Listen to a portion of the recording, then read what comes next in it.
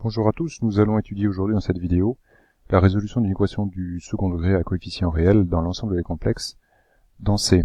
Voici l'exercice que je vous soumets.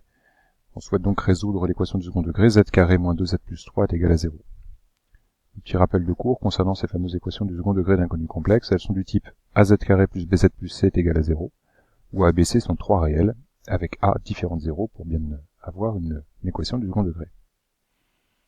Je rappelle le cours, la méthode que l'on va utiliser ici est celle du calcul du discriminant delta qui est égal à b carré moins 4ac. La première étape est donc d'aller identifier ici dans cette équation la valeur des trois réels a, b et c. Par identification, on obtient ici assez aisément que a est égal à 1, b est égal à moins 2 et c est égal à 3.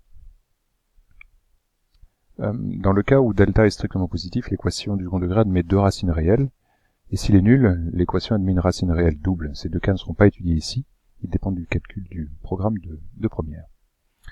Le calcul de delta dans l'exemple qui nous est proposé permet d'obtenir que delta est égal à moins 2 au carré, puisque b était égal à moins 2, moins 4 fois 1 fois 3, où a était égal à 1, et c à 3. Ce delta vaut donc ici moins 8.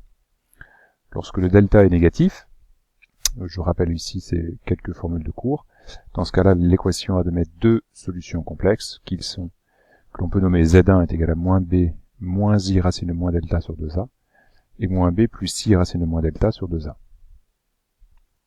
L'expression de ces deux solutions dans l'exemple qui nous intéresse nous amène à dire que z1 est donc égal à 2, moins 2, moins i racine de 8, puisque delta était égal à moins 8, sur 2, et puis z2 qui est la conjuguée de z1. Après simplification, ces deux solutions sont donc égales à z1 égale 1 moins racine de 2i, et z2 est égal à 1 plus racine de 2i. Alors quelques éléments de vérification pour la résolution de l'équation du second degré. Alors premier élément, c'est que ces deux solutions doivent être conjuguées. Ici, on s'aperçoit effectivement que z2 est bien le conjugué de z1. Deuxième élément de vérification, assez puissant celui-ci, si on en dispose. Alors j'ai travaillé aujourd'hui avec le logiciel GeoGebra, un peu comme d'habitude d'ailleurs. Le logiciel GeoGebra dispose d'un menu de calcul formel auquel on accède ici avec le menu affichage, voici.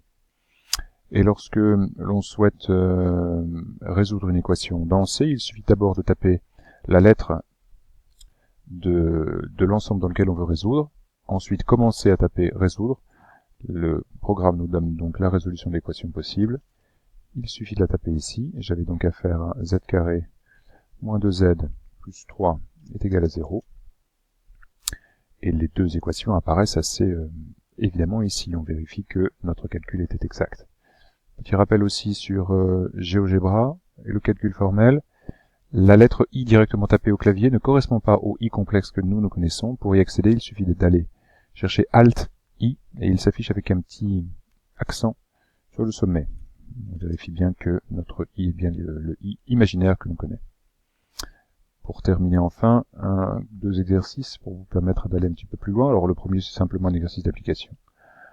Et le deuxième, une équation un petit peu plus compliquée que je vous laisse et dont on reparlera dans une prochaine vidéo. À bientôt.